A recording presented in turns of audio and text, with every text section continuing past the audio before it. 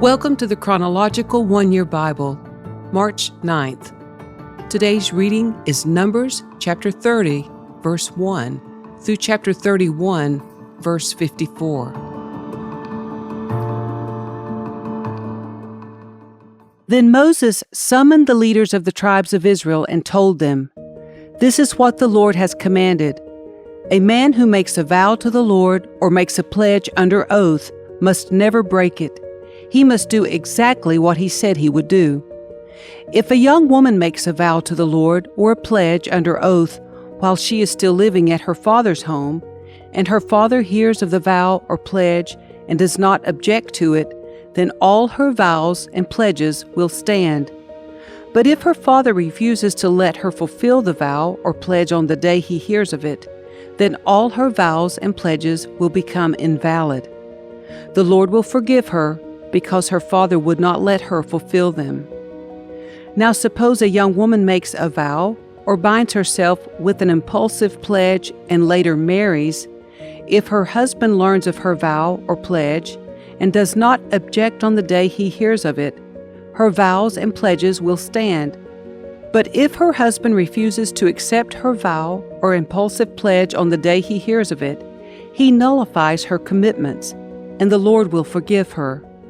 If, however, a woman is a widow or is divorced, she must fulfill all her vows and pledges. But suppose a woman is married and living in her husband's home when she makes a vow or binds herself with a pledge. If her husband hears of it and does not object to it, her vow or pledge will stand. But if her husband refuses to accept it on the day he hears of it, her vow or pledge will be nullified, and the Lord will forgive her. So her husband may either confirm or nullify any vows or pledges she makes to deny herself. But if he does not object on the day he hears of it, then he is agreeing to all her vows and pledges. If he waits more than a day and then tries to nullify a vow or pledge, he will be punished for her guilt. These are the regulations the Lord gave Moses concerning relationships between a man and his wife, and between a father and a young daughter who still lives at home. Then the Lord said to Moses, "On behalf of the people of Israel, take revenge on the Midianites for leading them into idolatry. After that, you will die and join your ancestors."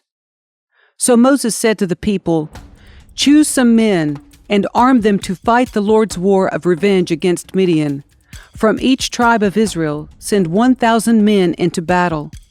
So they chose 1,000 men from each tribe of Israel, a total of 12,000 men armed for battle. Then Moses sent them out, 1,000 men from each tribe, and Phinehas, son of Eleazar the priest, led them into battle. They carried along the holy objects of the sanctuary and the trumpets for sounding the charge. They attacked Midian as the Lord had commanded Moses, and they killed all the men. All 5 of the Midianite kings, Evi, Repkam, Zur, Hur, and Reba, died in the battle. They also killed Balaam, son of Beor, with the sword.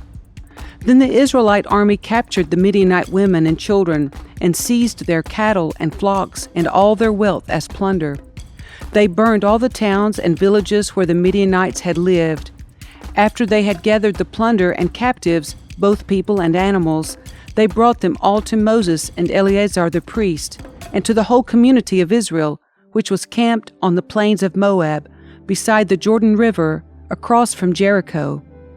Moses, Eleazar the priest, and all the leaders of the community went to meet them outside the camp.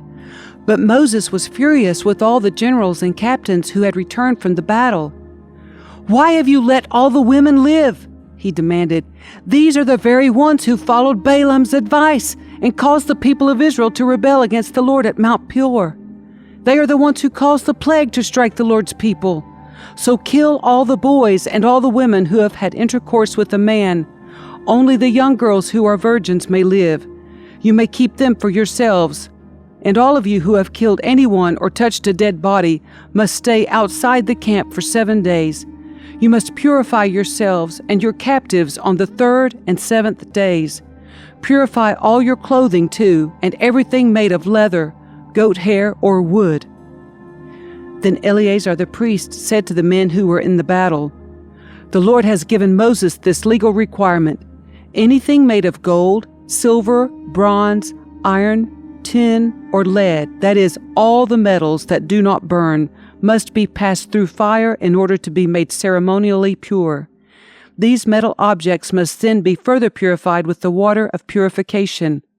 But everything that burns must be purified by the water alone. On the seventh day you must wash your clothes and be purified.